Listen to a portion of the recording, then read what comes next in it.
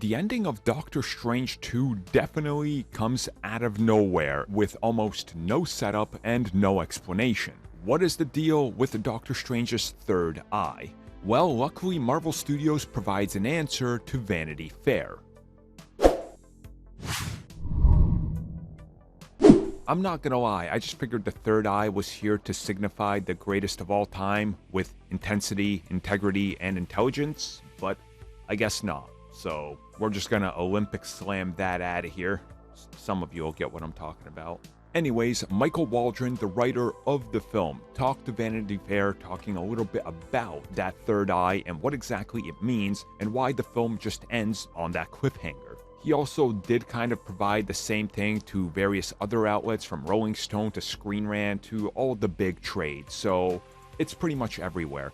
And essentially what they wanted to do was end the film by showing you that just because they took care of this one problem, it doesn't mean that it's all good going forward. That they wanted to let you know that Doctor Strange is in a different place now. It's not just back to the status quo.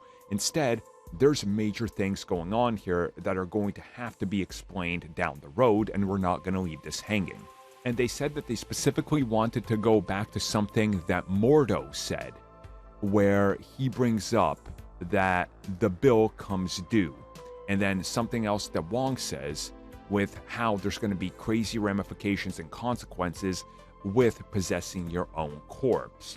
Well, just like the other Doctor Strange that we saw in the film, who had the third eye because he was the one hunting various different ones throughout the multiverse and taking their powers and trying to, become this holder of the Darkhold, that once this Doctor Strange started to fall down that same path, even if he doesn't necessarily go full on into it, he is officially starting to be corrupted by it because, again, he started to dabble in the dark arts way more than anybody should.